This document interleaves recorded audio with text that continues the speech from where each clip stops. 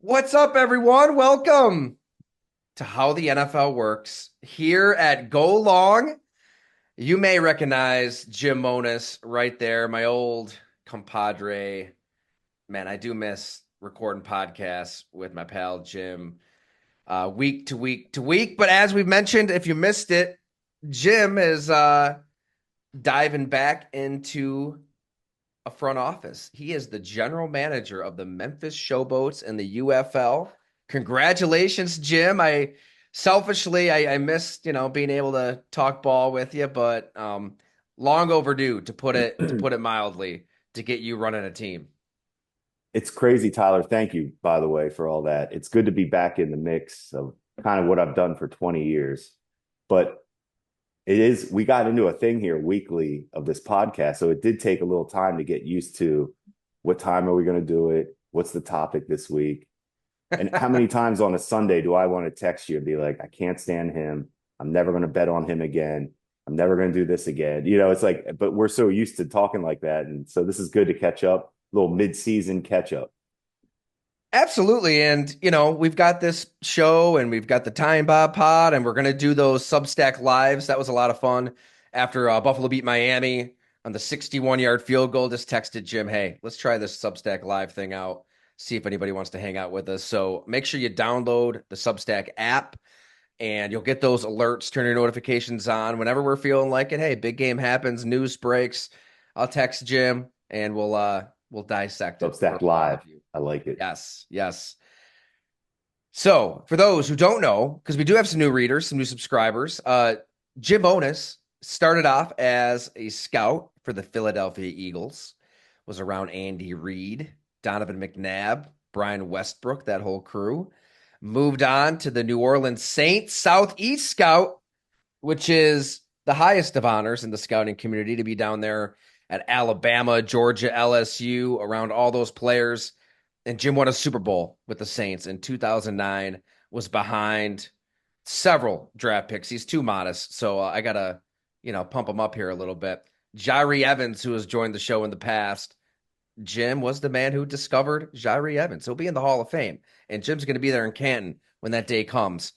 And readers of the Blood and Guts may have noticed that Jim Otis made an appearance in there as well, because you were down there with eyeballs on Jimmy Graham and trying to push for him. That worked out for the Saints as well. And then you get to the Buffalo Bills, director of personnel with Doug Whaley. A lot of really good draft picks that are still in the NFL. I was just watching the Bills the other day. We got into it. Deion Dawkins, man, he's fun to watch. You were there. Matt Milano, a lot of good picks, a lot of big decisions. And I think that's kind of what brings us to this podcast this week. You've been in that role in the middle of a season trying to decide, okay, where are we as a franchise, right? Like, are we going to push the chips in, compete for a Super Bowl? Do we have a roster that can win now? Are we going for it? And then you look at some teams at the deadline that are trying to pawn off assets. They're thinking about 2025. They're in survival mode. Owners are volatile. You don't know if you're going to stick around, if you're going to get fired. I'm thinking of familiar faces out there with the New York Giants. They're 2-7. Everybody knows where I stand on that team. I think they've got the right GM, the right coach. I love what they've done behind the scenes. And then you look up and they're 2-7, and Daniel Jones is still your quarterback. So some massive decisions to make there in East Rutherford, New Jersey. But I don't know, Jim, like, as somebody that's been with the Eagles, the Saints, the Bills, I mean, you've been a part of um, trades, you've been a part of organizational directional shifts. Like, where are we going here? What's going through your mind when you see several teams trying to figure out what in the hell they are right now in the middle of the season? It's a fascinating time of year because really every team is different, is unique, their situations to them. So you have to be realistic with yourself. If you're the Bengals, this is that year where I'm sorry I went to the Bengals right away on you, but I was thinking about I them because love they it. We played haven't talked about the Bengals nearly enough. well, they play tonight, and Tyler, by the way, thank you for the intro again. And the resume, it takes me back, Tyler, when you go back and list like Jairi Evans and Jimmy Graham. I was laughing, thinking about, and you talk about the Southeast. The reason the Southeast was so kind of coveted was not just because of the talent, but back then, back in the mid 2000s, that's when maybe a junior would come out early. Maybe 10 juniors would come out of the Southeast. 10, like, and the other scouts around the country that I worked with for the Saints, they would have nobody coming out early. But the Southeast would have 15 guys, and it was like blow your mind away. Oh my gosh, 15 players are coming out early in the Southeast. Now it's like 100 every year. It's like it doesn't even exist. It's not even a thing. It made me Yeah. think about all that when you're talking about that. Basically, it's saying I've been around a while. I was talking And to an agent last night. Sorry to jump in. no, you're good. Um, so Zach Zenner, he's a running back with the Lions, and he's an agent now. And we were talking. He's like, I mean, he's like saying, yeah, back in his day, it's like you didn't talk to an agent, like it's illegal. Like if you're told to stay away, steer clear. And now it's like the Wild West. If you're an agent, you can talk to these guys when they're 17, 18 years old and fill their mind with NFL hopes and dreams. It's a different time. Because they're being told they need agents coming out of high school. It's different time. But yeah, okay, we drifted there. Bengals tonight. Back to that. If you're the Bengals right now, you made your front office, which I don't even know. We always talk about the Bengals front office. I still don't really ever know their structure. Duke Tobin is the guy I think making all the personnel decisions. That's always what I've been told. You may hear differently, or you may hear the same. Bottom line is they have the right quarterback. So you have to start with that. Do you have the right head coach is the next question. Hmm. I've personally never been a fan, but we don't know what went on in the offseason this year. Why did Joe Mixon leave? Why is the Bengals defense not competitive this year? It's really not a good defense at all. And I don't study it enough, Tyler, to sit there and tell you why the Bengals defense isn't good. But I know you lost a guy you drafted, Joe Mixon, who I could tell you right now, if it wasn't for Joe Mixon, we'd be talking about possibly CJ Stroud being a bust. I mean, that's how crazy year to year can be in the NFL. But you lose a guy like Joe Mixon, that's a quarterback's best friend. And Joe Burrow, I'm not saying Joe Burrow isn't a friend. Joe Burrow can handle not having an elite running game. But why would you want to lose a guy that you drafted? You homegrown Joe Mixon. And so then you talk, the offense isn't the same without Joe Mixon. The receivers have had their drama, which they always have. You could have nixed that in the offseason as well as a front office. And then your defense. You misevaluated somewhere along the way your defense. Point is, they could still, this game tonight, though, for the Bengals, and this is full circle why I wanted to talk about them, because I actually think they may win outright tonight against Baltimore. And I think that could spark them. And then they could get right. We could be talking about them in 4 weeks as the team that the Ravens, the Bills, the Chiefs are now having to pay attention to again because they have Joe Burrow. And he's playing. We're not talking about how well Joe Burrow is playing. I mean, he's playing at a high level this Oh, year. he's been amazing. Amazing.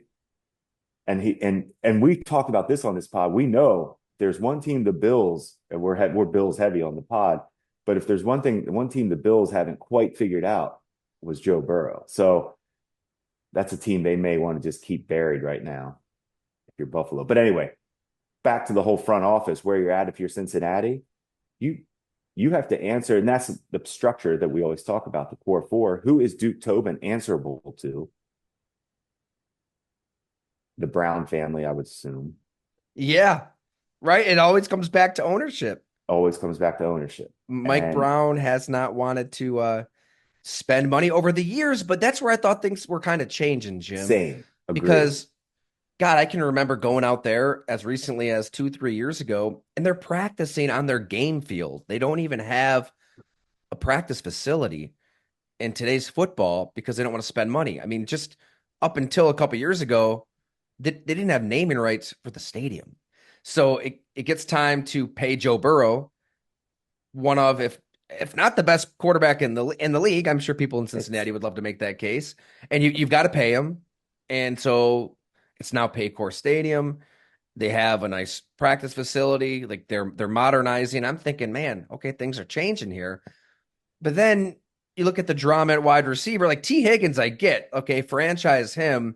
He's your number two. You don't want to pay him number one money, but Jamar Chase for that thing to just linger through the spring, through the summer, into the season. Uh, I don't know how it like. I mean, obviously, a player like that is going to play hard regardless, but it's not good for the vibes. It's not good for the atmosphere. It has a bad effect to some degree when one of, if not the best wide receiver in the NFL, playing for one of, if not the best quarterback in the NFL, is unhappy and not paid. You're losing games. The defense isn't playing well. Some unforced errors, I'd say, from Cincinnati's front office. And you're right, it's Duke Tobin making the decisions, but he's reporting to Mike Brown. I just went on their website when you were talking, and it's wild. A lot of these teams, they've got like different sections for all the different departments. You go to Bengals, you click front office, and it's just like alphabetical, this long list of everybody who works for the team because they've got what, like 4 or 5 scouts. Like they just don't have many people and personnel out working because they don't want to pay. And then you're going to run into problems. I mean, for me, Tyler, when you this offseason, you have Joe Burrow, lock up Chase. That's easy. That's a rare guy. Move on from Higgins. Keep Joe Mixon. I learned this in New Orleans, and it's my favorite phrase that Sean Payton used to say. We're going to throw to score early to get the lead. And then in the fourth quarter, you run the ball to finish the game and win. That's how the rules are set up. It's set up to throw and score. And then you need that back to finish off the game. And Yeah. Bengals, since he had that, you don't need T. Higgins. I'm not saying he's not a good player. It's not about the value of the player. It's about you have Burrow. This is structure stuff. You have Burrow, you have Chase, you have Mixon. That's rare. You got the number one, you got a stud back, a stud wideout, franchise quarterback. Build your defense. I don't want to hear any excuses. We had the fourth ranked defense in Buffalo when I was here with Jim Schwartz. And we were fighting to win 8 games because we didn't have the franchise quarterback. So I don't have sympathy for the Bengals. Well said. Go back to that Baltimore game earlier this season. It's 38-38 overtime. You know, Zach Taylor, justifiably so, is heavily criticized for running the ball 3 times in a row before their missed field goal. But to your point, if you've got Joe Mixon, maybe he just closes that game out, gets you in the field goal range, and you win. End of story. But they've got, Chase Brown as a rookie, Zach Moss. They signed him thinking they could replace. So running backs matter Running backs matter, to no close question. games. You had the guy. I mean, we've talked about Mixon. He would have been a Buffalo Bill if it was a different You got to Doug retell that Whaley. story because I'm maybe there's people that didn't hear it the The, first the time or the can't good remember. version of it, the great version is Oh, we we want the had raw, uncut version of it. Come all on right, now. raw version is this is when we just hired McDermott first year, first draft together. We've only been together a couple months. So we brought Mixon in for you could bring in 30 players before the draft for a visit to get to know better and all that. And when Sean McDermott went up to Joe Mixon, Mixon politely said, "What do you do here?" when he met Sean McDermott. And he said he was the head coach. So that kind of Mixon's we did, and I don't think that's why to be honest with you, that's really not why he wasn't drafted by the Buffalo Bills. There's Yeah, there other were some other reasons. things pre-draft when it came to It Joe just Mixon. didn't That's true. quite it didn't when you say this Doesn't is help. you're trying to right, hey, this is a big meeting, this is like a job interview, so first impressions, so tough one for Joe. But bottom line is he was he's a first round talent. First round talent that had some off the field things that needed discussed. It's been a while. I'm thinking back. So 2017, he was the 48th overall pick in that year's draft. Redrafts are like my favorite thing. If you ever want to go down a fun, if you're just with your friends some night drinking, you guys all love sports, do redrafts.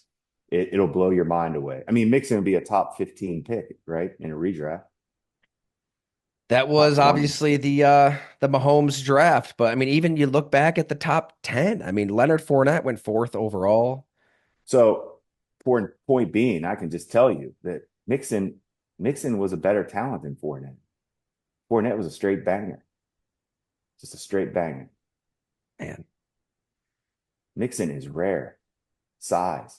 athleticism, route running. Like he's a rare guy.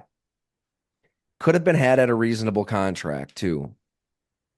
You know, Yeah. I don't have the numbers right in front of me, but let's pull it up here because there's a move like you said. Where are the Texans if they don't sign Mixon to 3 years, 25.5 million, 16 million guaranteed. I'm sure there's an out. That's that that's reasonable. Like, Reasonable for what he is, in my opinion. So but you've there's got that. Joe Burrow. So even at 4-5, when people are listening to this, they'll know if they beat the Ravens or lost to them possibly. But either way, in the AFC, this AFC that we thought was going to be absolutely cutthroat, 7-8 contenders. Who's going to get left out of the 44% club?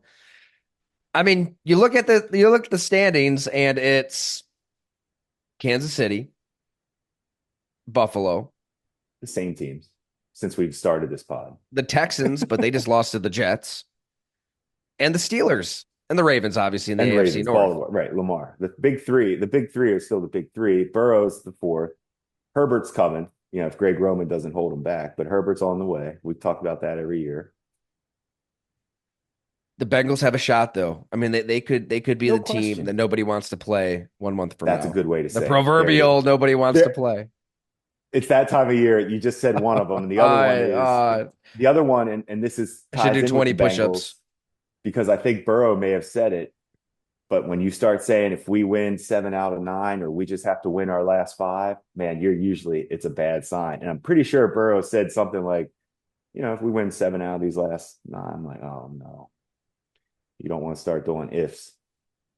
So we'll keep an eye on Cincinnati. You look over at the NFC, though, that's the conference where you've got teams trying to decide who are we right now. I mean, Dallas now is dealing with Dak Prescott. He's done for an extended period of time with his injury, and they're Nice. 3-5. We can cross them off the list. And the whole NFC West is a log jam. The Bears, I think, coaching is Oh, a major problem there. But major. but let's start with the Giants, because wrote about them extensively here. I checked back in on Monday after their most recent crushing loss to Washington. I mean, I've watched every second of the Giants this year, and it's a demoralizing experience if you were a Giants fan. I can see why they feel the way they feel right now because it's not like they're just getting blown out. Right? It's not like these are embarrassing losses. They got blown out by the Vikings in the opener, right? And the Eagles. Other than that, all one score games deep into the fourth quarter, and Malik Neighbors drops it on fourth down, or Wandale Robinson drops a key ball late in another game, or a touchdown's taken off the board against Pittsburgh because of a legal motion, legal formation, like these rules that really vary from crew to crew. I mean, last week, same deal. A touchdown's taken off the board for a pick play. They call on Darius Slayton, where you know they usually let that slide. If you're not making too much physical contact, for the most part, the officials aren't going to pull you over for going 42 and a 35. And they took that off the board. They settled for a field goal instead of 21-14. It's 21-10. Um, at the same time, we cannot make excuses. You cannot pick and choose plays and moments and bad officiating because it always comes back to the quarterback when I talk to you, Jim. It always comes back to the fact that, yeah, Daniel Jones has actually played pretty well for stretches, right? He's been accurate at times. He's moved the ball down the field, but he hasn't been able to rise above the muck. He hasn't been able to finish drives. I watched the Giants game and the Bills game simultaneously last Sunday, on the multi-view to get a sense for, okay, here's where Brian Dable and Joe Shane came from, the Bills, Josh Allen, and what are they dealing with now with Daniel Jones? And it was eerie, Jim, how similar those games unfolded. Like both the Bills and the Giants couldn't stop a nosebleed up front. Like especially, I mean, the Giants are getting run over, and then the Bills are giving up big plays on the ground, big through the air. I think two was 25-28. Both defenses are struggling. And what happened? Josh Allen makes the Herculean plays that Daniel Jones cannot.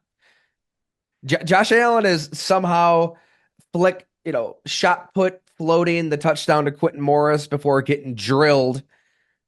It's the first target for Quentin Morris all year. And he's running for another crazy 21-yard touchdown that was taken off the board, by the way. But he overcomes stuff like that. And Daniel Jones just is incapable. He just can't make those big plays down the field. Or no, that one play that does get blocked up well, he throws it at somebody's feet or overthrows it. Like, it's not all going well in New York around the quarterback, especially with Andrew Thomas out. But just because you lose your left tackle, the whole offense shouldn't malfunction. So I do empathize for Dable and Shane. I mean, I think they've rebuilt that organization from the ground up. Like Jim, if it's not structured the right way, things go haywire. It's structured the right way. What they do with their scouts is impressive. In a 180 from the Dave Gettleman days. But you've still got Dave Gettleman's quarterback. And I feel like this past game should have been the final proof the Giants need to say, all right, it's over. If you got to pull that escape hatch, get out of the Daniel Jones business and find your own quarterback because you owe it to yourself. You owe it to yourself before your time comes to find your guy a quarterback. And you lived that, So, right? I mean, you lived it. no question. And for Daniel Jones, this is now year 15 for Danny Jones. And it's enough, to your point. I think they've seen enough to know something's not clicking. The head coach and the quarterback, it's just not merging. If that's however the nice way you want to say it. The realistic way to say it is you guys extended him. You guys being Shane and Dable. You guys you put your faith in the wrong quarterback.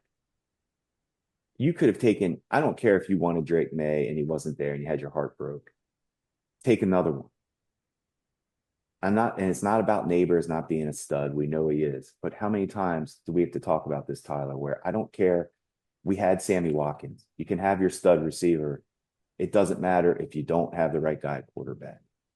So you take Neighbors, and I think Neighbors caught on pretty quickly that things may not be right as far as that quarterback, because you hear the way he speaks, like I'm open, whatever, a lot, and he's not understanding. Daniel Jones doesn't come across as, I hate to say this because you don't want to stereotype Duke University as being, if you go to Duke, obviously you're assumed to be very intelligent. But football intelligence on the field is different than Duke intelligence. And Daniel Jones has that blank stare to me too many times where he's holding the ball, not seeing things quickly, late on a throw. We're making excuses, left tackles, blah, blah, blah. It's at the end of the day, this guy might just be, and this is a tough place to be. He is good enough to get you that 8 wins as a starter, probably. If everything's right, maybe you get that 10-win season, you sneak into the playoffs like they did. But you have to be realistic. Are you making the playoffs because of the quarterback or because of everything else around him? The Bills are a good example of the year they broke the streak. That didn't stop them from, they were realistic. They knew what they had to do as far as we still got to find the quarterback. And you would think that Joe Shane, they've been around it. I mean, they invested in the wrong guy. And I want to say this too, because Joe, I'm sure they're catching the Saquon stuff is crazy. But if they kept Saquon, I swear to you, I don't think they would be any different, their record. Totally agree. Right. That's a convenient, fun debate to have, That's but not the problem that with that he's expounds the been problem. there. Saquon has been there. What Saquon is, and Derrick Henry, to get off topic, what they are is an example of you can have stud running backs and it doesn't matter. The Titans and Giants would still be terrible if they kept Henry and Barkley.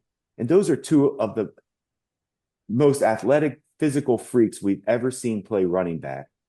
And they can't help their team if they don't have the right guy at quarterback. That's how important quarterback is. Sums it up. Henry and Saquon are nullified if you don't have a quarterback. There was that play at Pittsburgh. Troy Aikman's gotten to be a pretty good analyst in my book. We love to rip the color commentators for saying a hell of a lot of nothing. I mean, Tom Brady is Daniel Jones as a commentator, basically. But I thought Aikman made a really good point on a throw where Daniel Jones, he threw it high to Slayton. I believe it was up like the left sideline. But if he just pulls the trigger a hair earlier when he's open, it's an easy completion. Like whatever it is, 20, 25 yards, keep moving, like stay in rhythm. Like there isn't that rhythmic anticipation to your point in how he's seeing the field. And I mean, he started 70 games at this point. So that the Giants had the confidence that with Brian Dable, he'd get him to that place where he's going to see things quicker. And I bought in wholly, obviously, with the One Giant Leap series because I think Brian Dable is one of the best teachers of the quarterback position in the sport. But what are we talking about? Like, there's some stuff you either have or you don't.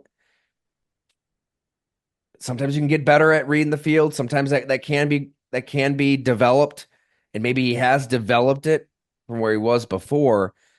But just since we have you here, Jim, I mean, people should remember that when Doug Whaley is hired as general manager, like, yeah, he was with Buddy Nix.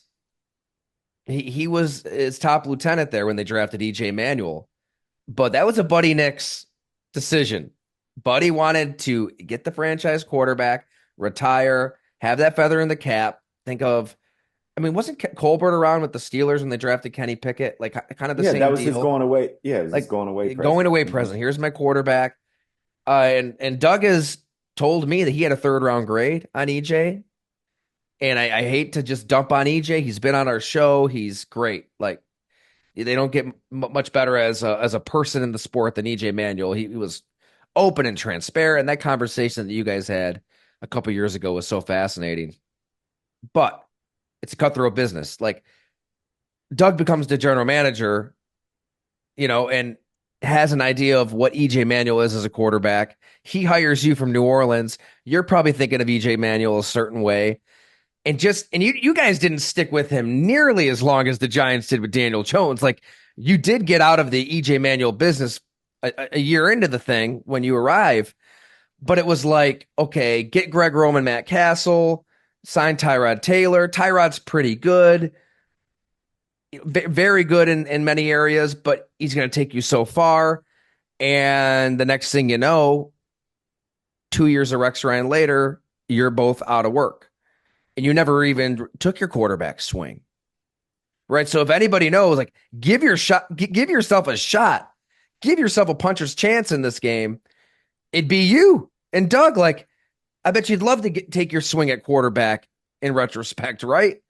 And Well, we passed on one, but that's we and pa- we that's we a passed on common theme Mahomes. here. Yeah. Common theme, but let's talk about. I mean, we can sum that up quick. We wouldn't have been around to enjoy or see what would happen. We were getting fired no matter what, Mahomes or not. So regardless of that, I'm so trust me, I'm glad we didn't draft him because that would have been a hard thing to watch the greatest talent Right. ever and not be a part of it.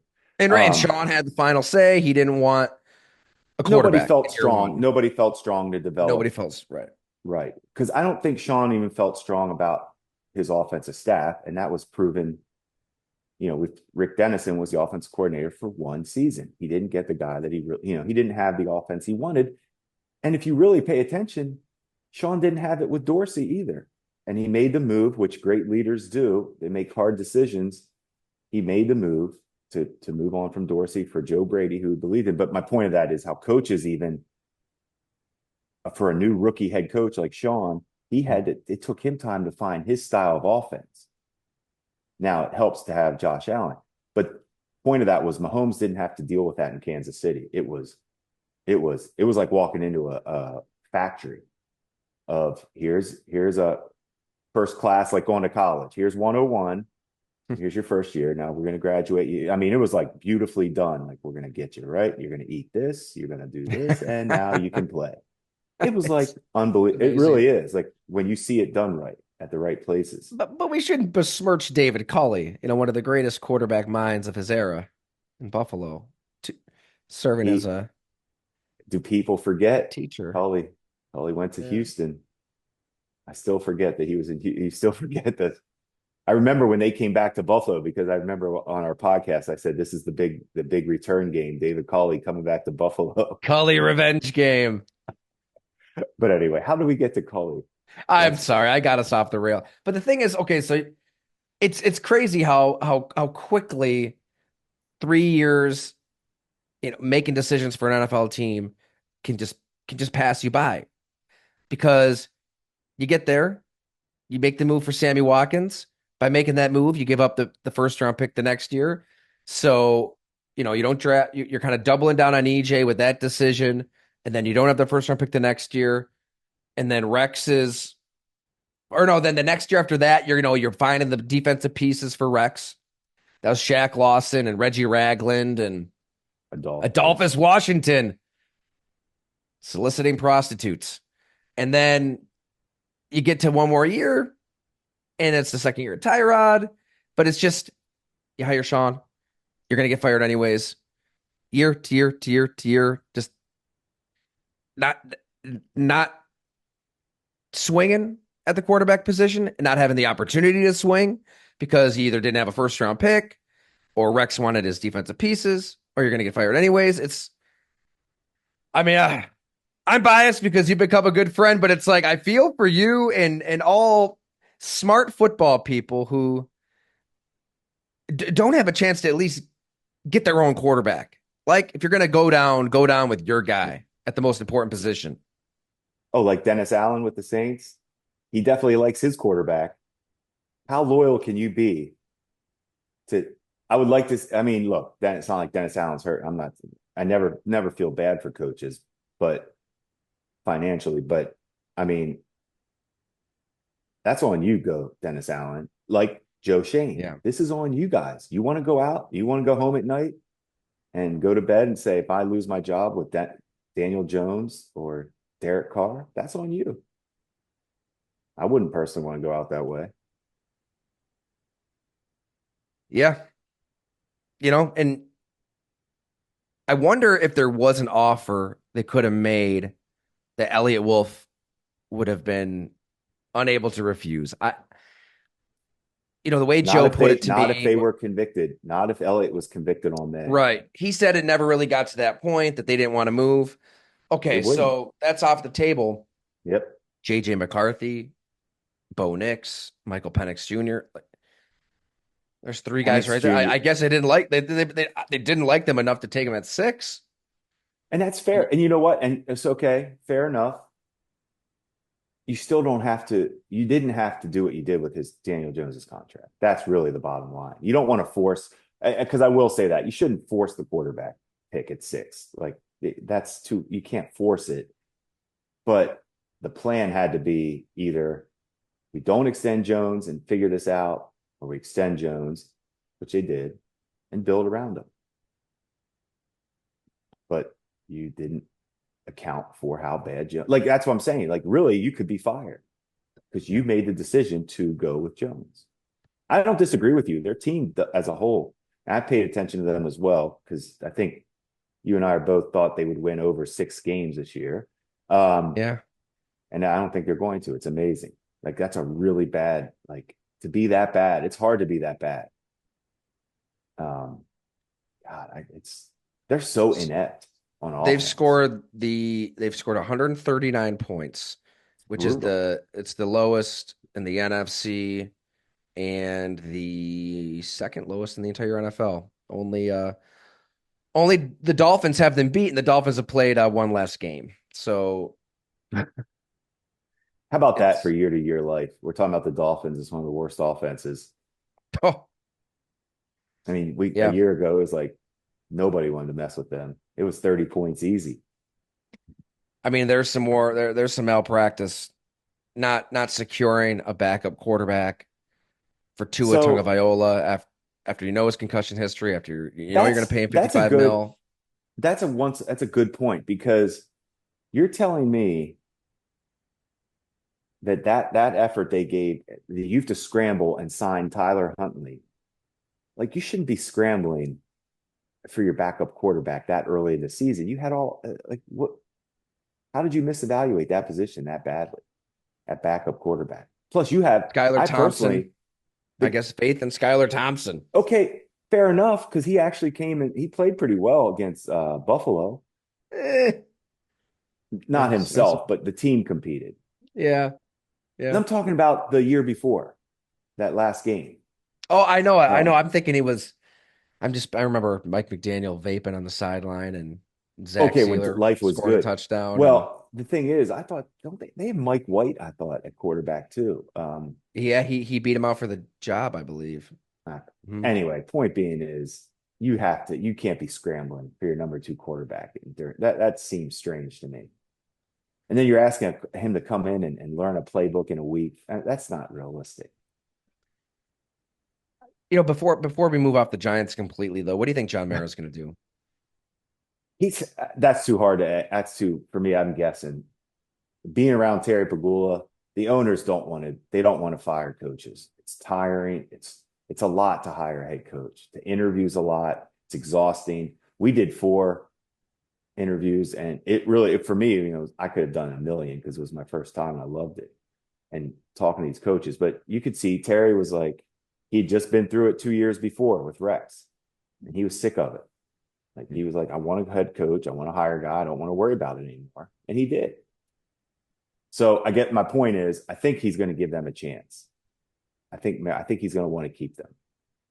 That's where it gets fascinating with the Giants, though, because okay, like if the wheels fall off completely, I mean, obviously, I think that they should keep their jobs. I think good GM, good coach, give them their chance at their own quarterback. But like any owner, you wonder, will Mara panic if things really fall apart here and feel compelled to do something because he has to? So you know that Brian Dable, his team's going to play hard. Like I said, they've been in these games. Uh, they could get to 6 wins again and grit their way to a strong finish and gently steer themselves right out of quarterback range again. That's what they did. Tommy DeVito won 3 games late last season to take you out of Jaden Daniels' range. So here we are again talking about to tank, to not tank. It's awful. It's bad for a building. I live here in Buffalo. And those Sabres, I was all in, man. Tank for Connor McDavid could go down as the greatest hockey player this side of Wayne Gretzky. I remember going to those Erie games and watching them. It's like, oh yeah, like if that's what Tim Murray was doing. Anybody played well, he traded him. Get him out of here. Like it was unabashed. So there, but you get to that extreme, and then what happened? Like they just continued to lose for a decade plus because the building was just that poisoned with a losing culture. It's hard to change. So I get wanting to win in December for the good of a building, but what did that do? It it handed Jaden Daniels to the Washington Commanders. Like now you have to deal with this guy for the next 15 years. He beat you twice this year. He's an unbelievable talent. So that's where it gets really fascinating to navigate as a GM, as a director of personnel, as a head coach. Like what? Because you want to keep your job, you want to win, you want to show ownership. Like they're going to try to win games, but to win in 2025, 2026, 2027, you might need to lose and get yourself a quarterback. You always start with your self-evaluation with your division. And right off the bat, you have the worst quarterback in your division. Way behind.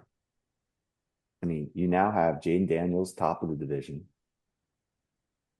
I still would take Dak over Hurts, but Hurts is a great system fit for the Eagles. So I mean, you have the worst quarterback situation in your division.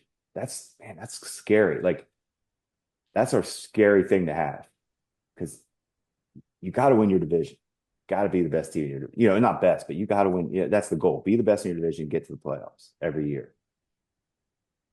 Like you want to show up. Like the Bills have that. Like it almost transitioned from the Patriots to the Bills in the AFC East, where Yeah. it's the Bills division to win every year. It's up, they know they have the best team in the division. They just have to, keep Allen healthy and they should win a division every year. So I That's a get great if feeling. I'm trying to put myself in their position, like the case that they would want to make is look at this draft class. Neighbors, So Newbin, Drew Phillips, Tyrone Tracy, Theo Johnson. It's a strong draft. it looks good so far. Looks good. You can say traded for Brian Burns, top five edge rusher. You can point to Neighbors as an elite talent. Um, they locked up Dexter Lawrence, Andrew Thomas, maybe the best at what they do or close to.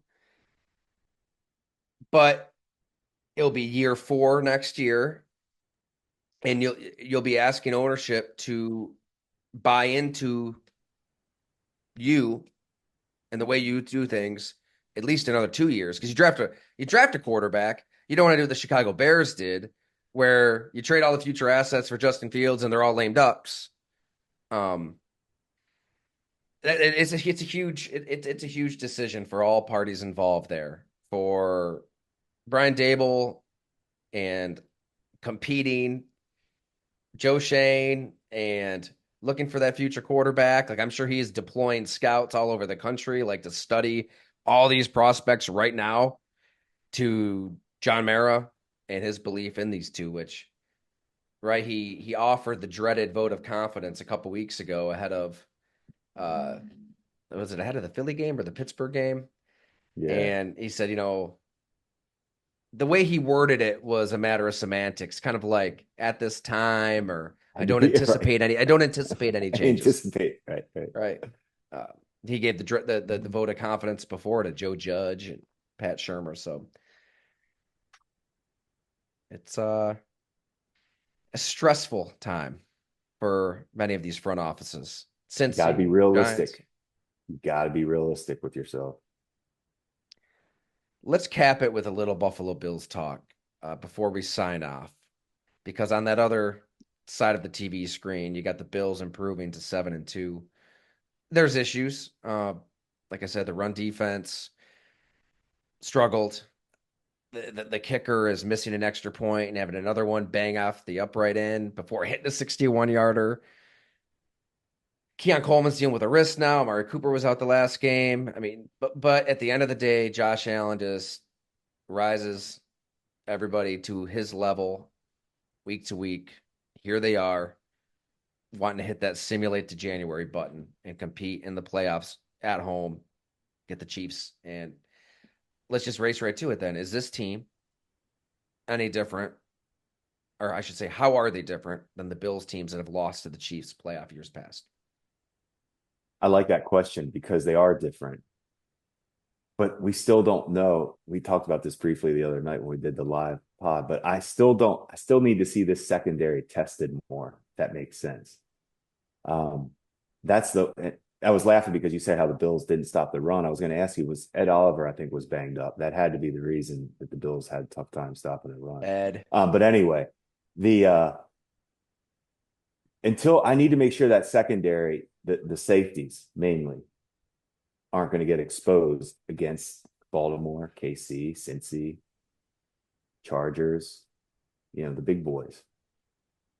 Because that's to me is where the Bills are different this year than they've been in the past is those safeties where they're on defense, where they're rock on the back end, Hyde and Poyer. So you have that new position is going to get tested eventually. Other than that, you're fine. Offensively, we talked about, I think they remind me of when I was with the Saints in the glory years. Like you have the star quarterback, and every week it's going to be somebody else leading your team in receiving. Pick guy. You don't know who it's going to be. It's going to be Robert Meacham, Marcus Colston, Lance Moore, Jeremy Shock. Oh, could be Reggie Bush. Like Devery that's what Henderson. Buffalo has. Could be Devery. This is the Bills. Like they're getting there. That's their goal. Now, I don't think when I just rattled off those names, I don't think the Bills have that type of receiving core. Like, I think that's the next step. Like, we're just Coleman has shown flashes. He's also had some huge drops for a guy that can't afford drops because he is a possession receiver. He's a big boy who makes catches. You can't have drops when that's your skill set because his skill set isn't going to be running away from people and making people miss and running routes. That's not what he does. He runs a 4.6. That's who you invested in to replace Diggs. 4.6 wide out who's dropped balls right now. That's the reality. I like Coleman. You're not lying. I No, mean, I'm I, really, like, especially look, you get into these games against these good offenses.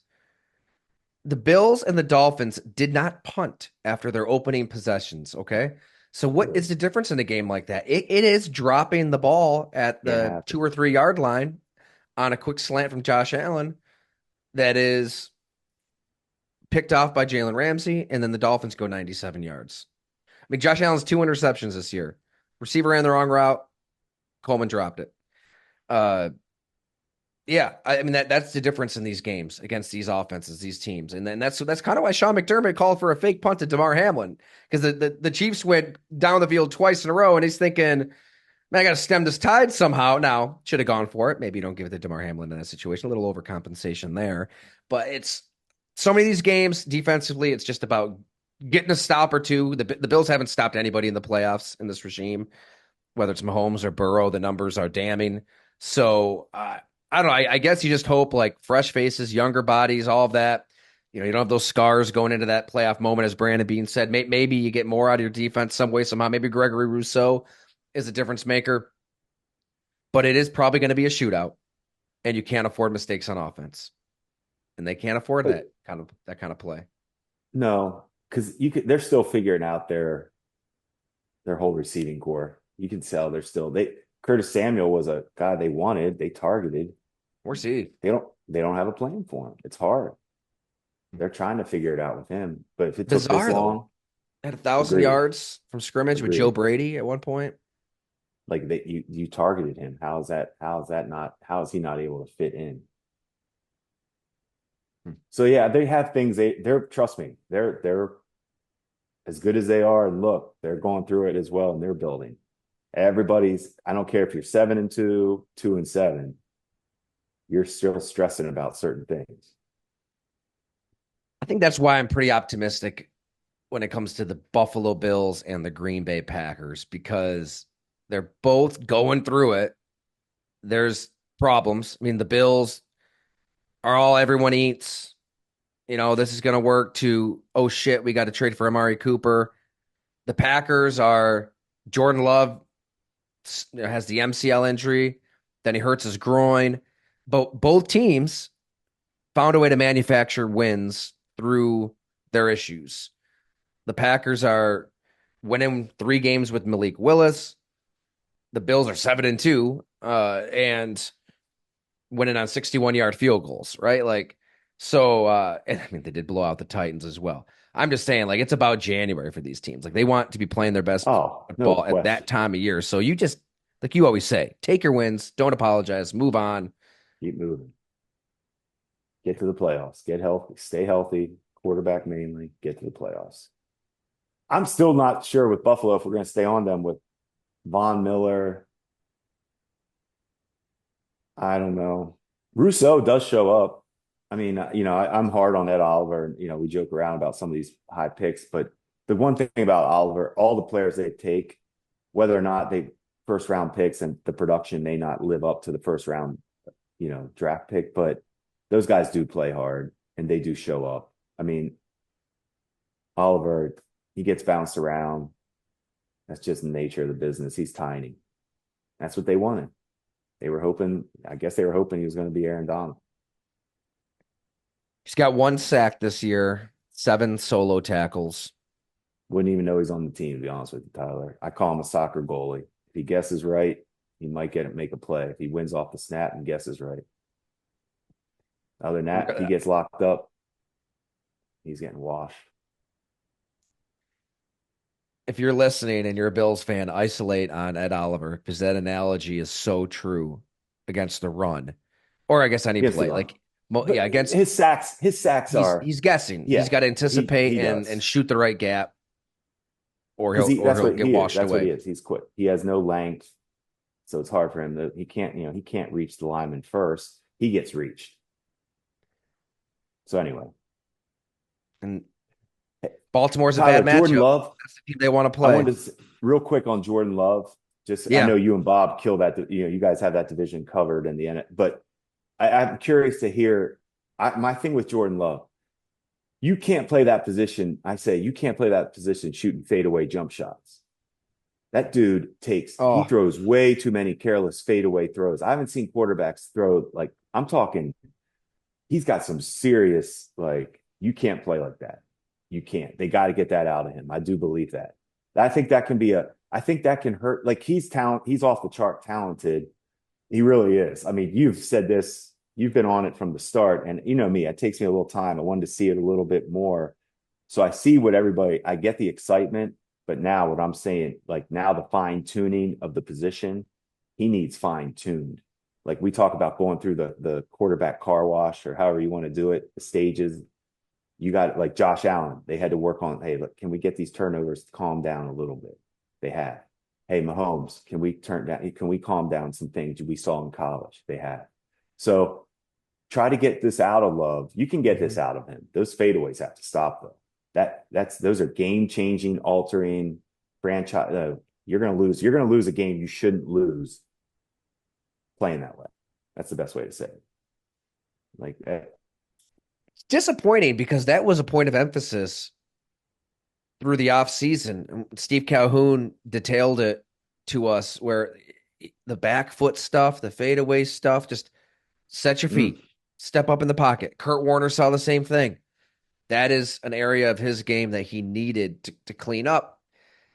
Then he makes some plays with that kind mm. of footwork, and he probably subconsciously gains confidence to continue to make plays with that kind of footwork.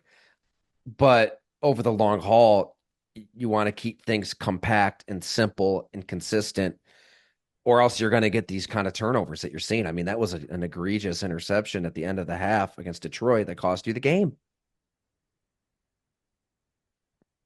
It's because Detroit won't do that. I mean, the teams you're trying to beat aren't going to Right. beat Jared Goff themselves. isn't going to make that mistake. Yeah. Right. That being said, Jordan Love still be enshrined into Canton when it's all said and done. He's an I'm all-time not going to great. disagree. I'm not going to disagree with the talent is there. Is certainly like some of that stuff is rare. The throws he makes are rare. All right. Final advice for all general managers, director of personnels, everybody running NFL teams right now from Jim Monis. Let's hear it. Get a quarterback. Get a quarterback and laugh all the way to the Super Bowl. It really is that simple. The hard part is they just aren't out there. So Probably, I mean, we could talk hours about this, but that's why right now, this is where you tell all of your area scouts, maybe you deploy one of your top lieutenants like a Jim well, Monis and you say, just study these quarterbacks, all of them. I it want you could to be know these everything. quarterbacks more than you know your significant other. I don't know enough. I'm out of the game as far as the free agency, who's up, contracts, getting, there may be a veteran you could go target. There may be a way to go after, who knows, but you need to get creative now to find a quarterback to compete if you're the Giants. I mean, we were excited. I can remember actually being fairly excited to have Tyrod and Matt Castle competing because we were like, you know what? We have a pretty good team around them. Like, one of these guys, we were convincing ourselves, like you convince yourselves because you want it so bad for everybody that you have the right quarterback. And then the reality is, whether it's Tyrod or Castle, you see the ceiling and you realize it. You're like, no, just not going to work. We're not going to be able to get to that level without the right guy. Hmm. I mean, Detroit with golf. We talked the preseason thing we did. I picked them to win it. And I picked Golf as the MVP. And I said, I think this is their best and last chance to win a Super Bowl with this team, the way it's structured, because I think the NFC is going to change with the young boys at quarterback. I think can pass Golf by. Hmm. But point being is, this is Detroit is, you're seeing what year after year when you have the same team, the same structure, the core, they're just a machine right now. I mean, that is, you don't blow people out like that in the NFL. Right. So anyway, They are. They are a machine. And it's so true. Look at your drafts. Look at those rosters they did that it. were around Matt Castle and Tyrod Taylor. Shady, Sammy. Woods is still playing, by the way. Percy Harvin. Charles Clay, the best offensive line in football. Shady You, McCoy and Carlos Williams. I mean, it was like plenty of talent was on that offense. Plenty plenty of of talent talent was on the defense. It was and just defense. used incorrectly. We lived it. We lived that life of pounding your head into a wall. Aren't you glad I here on a Thursday morning I have you pounding your head in the wall again, Jim? Isn't that nice? It's you got me going now. We started going back through. I What a started way thinking to about start the this. morning. It is. I'm thinking about the Saints. I'm thinking about that Jordan Love interception. I mean, you got me all. You're gonna, Now we got now we do have the big Bengals game tonight, though. That's how we started yes, this thing. And that's how we'll end it. Bengals upset the Ravens tonight. We can play this back to see how wrong I was. throw your money on that bet, No, but don't not gamble. really. Don't do it. Don't Gambling's gamble. Don't terrible. gamble. Terrible. Don't gamble. All right. Terrible. Thanks so much to Jim Monis. Man, it was great hanging out with you again, and we're gonna do it in person. Maybe we gotta hit up some 911 Tavern Wings again. We're overdue. They're the Let's make that best. happen. And thank you everybody out there for reading, listening.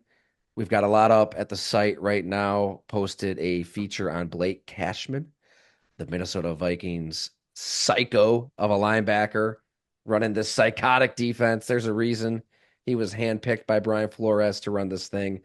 We sat down for dinner at the Copperfield in Mendota Heights, Minnesota, and it was a very illuminating conversation. Speaking of bad teams and bad front offices, Blake Cashman opened up quite a bit on the absolute reeking carcass of an organization that is the New York Jets. So be sure to read that, everyone. In the meantime, I'm Tyler Dunn. That's Jim Monis. And make sure you, again, download the app, Substack, hit notifications on. We're going to do some more of these Substack lives if you want to hear some more of Jim. Thank you so much, everyone.